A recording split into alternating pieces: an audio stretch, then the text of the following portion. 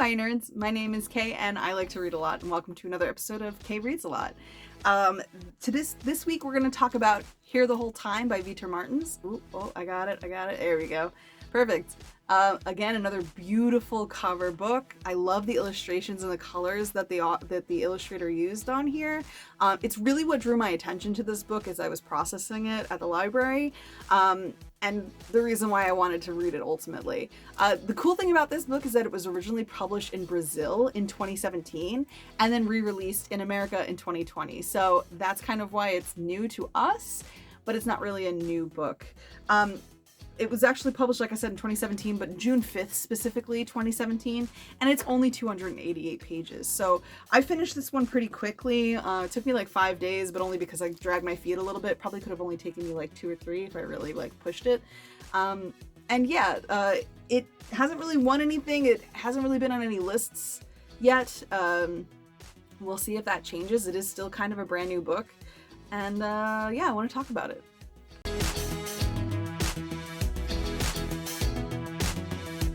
So, Here the Whole Time follows Felipe as he's getting ready for his 2 week summer vacation or winter vacation, one of the vacations. And his plan is literally to lay around and do nothing for those 2 weeks. He doesn't want to see people, he doesn't want to hang out with anybody, he just wants to lay around and watch movies for those 2 weeks and that's it. He seems to not really have a lot of friends at school, mostly because he's fat, but also because he's gay. And so he runs into these problems with both identities, and you know, the problems that arise from that from other people. So he is pretty heavily bullied at his school, which is like really sad. And so he's used to being solitary and alone. He does have like one friend, I think, and that's about it for his life. But when he gets home from school on the first day of his vacation, he finds out that the neighbor boy, who he's had a crush on since he was a child, whom he used to be friends with when they were little, is going to be staying with him for the next 2 weeks. And his mother kind of volunteered his room as tribute, and they have to like get along that way. And it's actually a really cute, like, coming of age / first love story. It has a lot going for it in that regard. The main characters, not only do they like fall in love with each other, they also become really good friends. And Felipe becomes friends with the other guy's friends, I'm so bad with the names, with the love interest's friends. And he kind of learns to like stand up for himself and, you know, be who he's supposed to be. And I think all of those are like really valuable like lessons that we can take from books and that teens can take from books. So this book's pretty cool in that regard. But that's really all there is to the plot. It's just the two of them getting to know each other over the next 2 weeks. And I think it's called Here the Whole Time because, again, they're neighbors. They live down the hallway from each other in the same apartment complex. And they were friends at one point, and then they weren't. And now they're dating. Well, at the end of the story, they're dating. Sorry if that's a spoiler. I mean, it's pretty obvious it's going to happen. Like, come on. Anyway. Let's talk about tropes.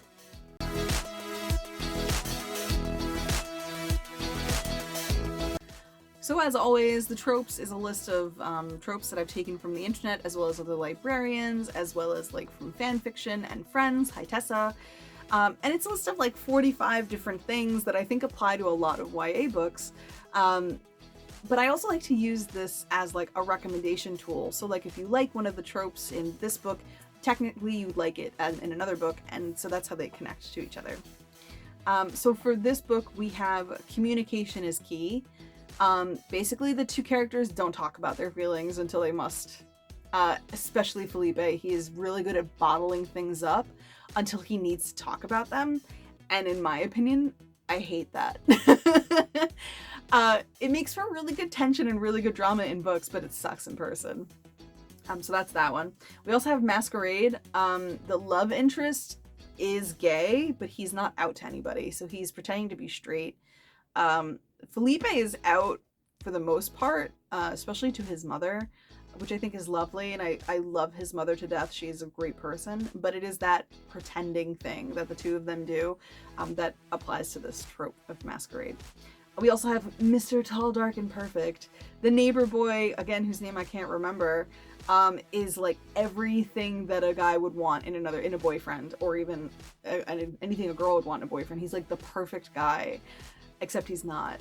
And as you get to know him through the book, you kind of see where his flaws lie, and so does Felipe. And the last one thing we have is Only One Friend in the World. Love interest boy and Felipe really only have one friend. I think Felipe's best friend is his mom, which is adorable. But I think love interest, he really only has the one person, and that's it. And she covers for him, and she's like a really good friend.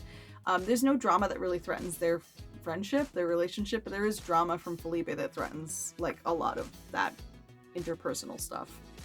And that's really it for the tropes on this one. There's not a lot, ironically, because it is like, I feel like it is kind of like a very tropey book, but I just couldn't really think of anything when I was writing them down.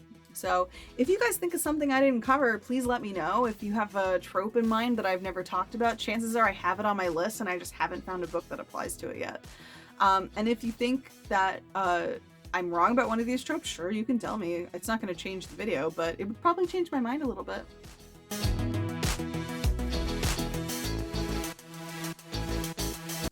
Reader likes, reader likes. We're gonna talk about the reader likes, reader likes, reader likes. That's really great. So for this book, as always, I grabbed reader likes from Novelist and Goodreads and from myself, because this is great practice for me. And I wrote them down in my little notebook, and so we're gonna talk about them. So from Goodreads, we have Date Me, Bryson Keller. And that's by Kevin Van Wy. And I've never read this book. The cover's really cute looking though. But I read the description, so for once I could talk about a book I've never read. And basically, Bryson Keller has been dared to accept a date from anyone who comes up to him on Monday morning. And it has to be like the first person who comes up and asks him out, he has to say yes to it no matter who they are. And one week it happens to be this kid whose name I don't remember because I literally just skimmed to the beginning. And he comes up to Bryson Keller and is like, you should date me. And they go out on a date, and Bryson kind of realizes like he's gay, and he never really knew that beforehand. Meanwhile, the other character who asks him out is kind of freaking out because he knows what it's like to be in love with a straight boy, and it never ends well. So I feel like there's a lot of like that communication is key thing going on with this one too, where Bryson Keller is like, I don't want to come out because coming out is really hard, y'all. It sucks. And to have to like out yourself in high school sounds awful. So it's dealing with a lot of that, which kind of relates back to Here the Whole Time, where like the love interest kind of has to decide how out he wants to be in order to date our main character, which sounds really sad to me, I think. But yeah, so that's that one. From Novelist, we have The Quantum Weirdness of the Almost Kissed by Amy Noel Parks. I have never before in my life heard about this book at all. But it basically deals with a young woman, and yes, I read this description too before I started recording, haha. But it deals with a young woman who is suffering through anxiety, and basically she's put her entire high school career on hold because of how anxious she is.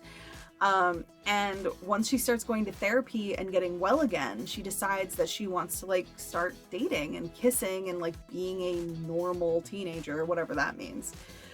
Except that while she is doing all of this, one of her best friends has fallen in love with her, and he is horrified by the fact that she's going on a date with somebody else.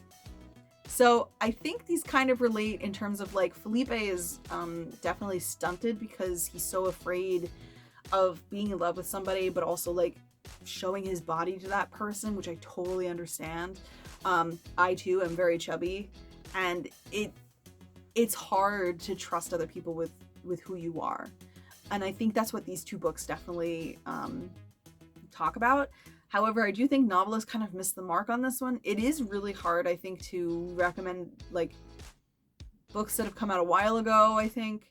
But like the Quantum Weirdness of the Almost Kiss follows a straight girl, and that's fine. Like, they can definitely be related, but I don't see any other connection between these two books aside from like, I'm anxious because of my body, or I'm anxious because I have anxiety and my life is on hold because of that. That's fine. I think they match. I just wish there was a little more. That's just me. Speaking of me, my recommendation, if you really liked Here the Whole Time, I think you would also really like Aristotle and Dante Discover the Secrets of the Universe by Benjamin Alir Sainz. I read this book like 6 years ago-ish. It won a ton of awards. It won the Stonewall Award. I think it won the Prince, it won a ton of awards. It's a really interesting book. It's also about two gay boys who get together at the end. Spoiler, I guess. It's come out so long ago. If you haven't read it by now, you really should. And it's about these two boys who like are best friends but are falling in love, and the one boy doesn't even realize he's gay until he starts falling for this other boy. And I think that's really cute. So that's pretty much it for these. If you've read any of these books and you agree with me, let me know. If you have other books to recommend to me based on, you know, what I read, please comment below and tell me. I'm always looking to add stuff to my TBR list. And, you know, I'm never going to finish all the books I have on my TBR, but I'd like to think I'd try.